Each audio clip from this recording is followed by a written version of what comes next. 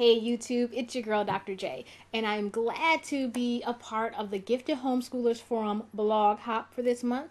And we're going to be talking about the importance of community. Now, I'm going to put on my Professor X hat and talk about why it's important to have a safe place for your child to embrace their mutant self.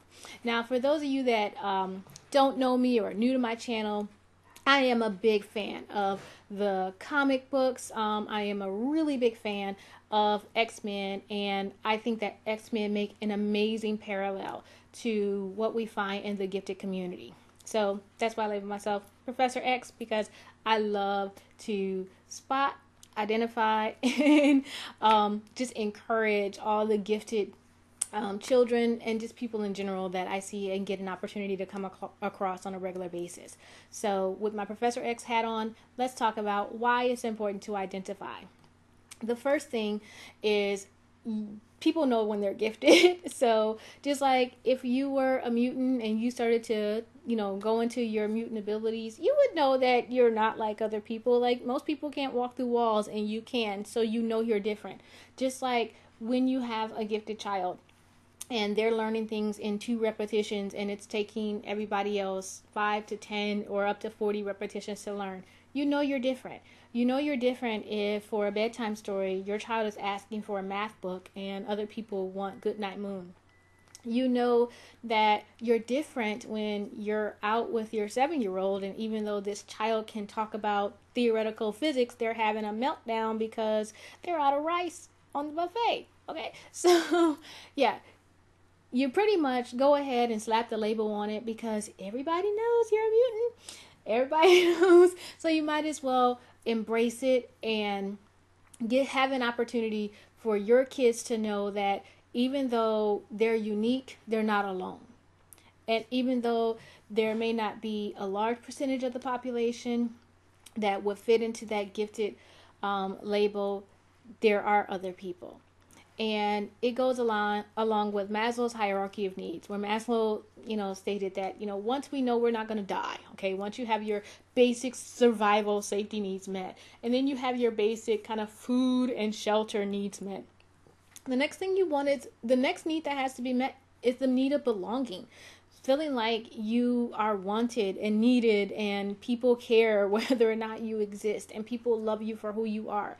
And that's a big thing. That can be a big struggle in the gifted community. Well, in giftedness, especially when people aren't connected within the gifted community, because unfortunately, especially in the United States, we tend to have kind of a love-hate relationship with giftedness. The same thing that we see in the superhero universe, where there's this kind of love-hate relationship with everyone from the X-Men to the Avengers to Superman, where people are really uncomfortable with their existence, but they're really happy when they come around to save the day.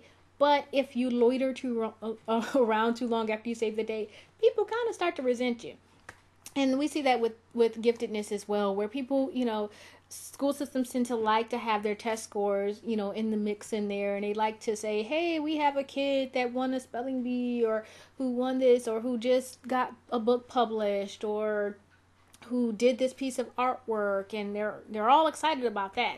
But when it comes to those true needs that we see with gifted children, they gotta want them to sit in a corner somewhere and don't be seen and don't be heard. Just come and save the day and let's see some cameras click, but we really don't want to hear from you after that.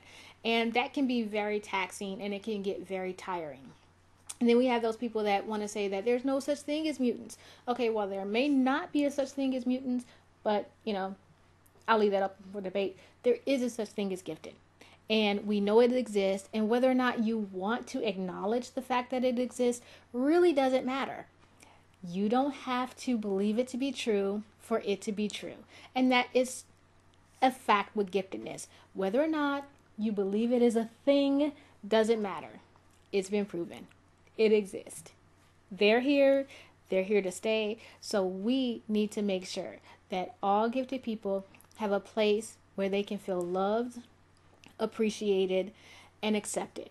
And that's one thing that is extremely important, and we really have to make sure that the gifted community grows to embrace all aspects of our community, and making sure that as many people can find it that need it, and they are embraced and welcomed in.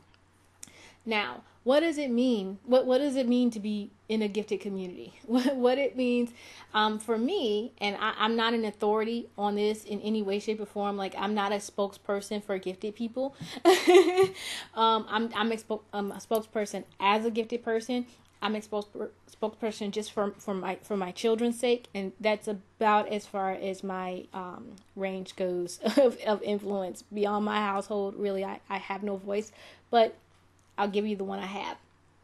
What it means is to have a place where your children can be who they are, with no mask, with no crippling effects on them, with no talk before you leave the house on, well, everybody's there, they're going to be your age, so don't answer all the questions, and don't make it known that you have already read this book 5 years ago. Don't tell everybody that, you had already identified all the planets in the solar system and had already done a presentation on why Pluto was considered a dwarf planet and no longer a regular planet when you were 4 years old. Don't say it. Shh. Okay. We've had to have those talks with our kids where, hey, we're going to go to the park, so pretend like you didn't just read a math book for fun. Here's some things that kids your age like. Let's go brush up on this stuff that you really don't care about, so you have something to talk about. That gets really, really tiring. And sometimes you have to have some point in your day, in your life, when you get to just be you, with your quirky self, with your Doctor Who loving self, with your ability to just be who you are, and people accept you for who you are really. And that's where the gifted community comes in, because just like for Professor X's School for the Gifted, nobody batted an eye when somebody comes in that can teleport, or somebody comes in that can fly, or somebody comes in that has claws that come out of their hands. Right? It's like, hey, okay, cool, whatever. You want to share a room with me, or you want, what do you want? That is so important, because it just lets you know that you're home. And what so many people crave is a home, a place where you are just accepted for who you are, not in spite of who you are, not because you have this special ability, but because you are you.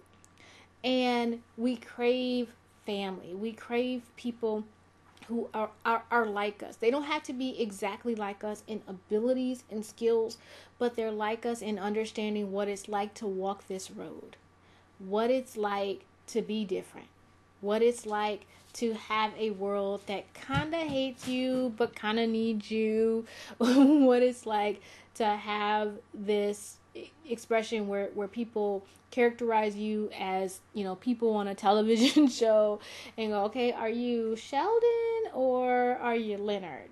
Or are you one of those new kids from Scorpion? And you just want to just be you. And having an opportunity for your kids to find their place where they can just be them. That is so important, guys.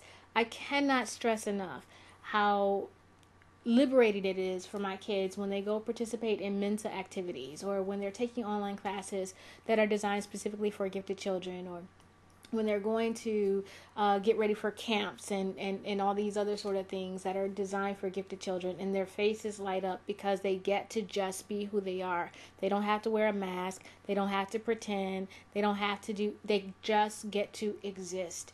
And it's so liberating. I know my kids, as they're finding their tribe members, one of the things that's so amazing is they get together and they can be around kids they just met, and all of a sudden they start to talk about something that bonds them all together, and they're going, hey, you read that? Oh, you like that music? Oh, you like that book? You like that series? And they're able to talk and just be who they are. They're inventing with other kids. The summer science was, oh my goodness, my kids loved it so much because they had, all these kids who were in different places, around the country, who also wanted to just do something. Like, what did you do on your summer vacation? Science, woohoo! They loved having kids like that. They loved that their friends, especially MacGyver and my oldest Speedster, they're doing the Inventors Challenge and different things like that. And to have somebody who's out there and who is like you, who doesn't think what you're doing is weird and doesn't think the things that you like is crazy and doesn't feel like you're trying to show off just because you're telling them about something that you're really excited about, and who isn't angry about your ability to get things quickly or understand, and who isn't even impressed by your wit, but you can get into a battle of wit. That's so important, guys. I don't know how much I can stress the importance of letting your kids find their tribe, and you finding your tribe as well. What do I mean by that? Well, a lot of people are very comfortable with saying, oh yeah, my kids are gifted, but I'm not really gifted. Well, guess what? If you're not a mutant, you're a carrier.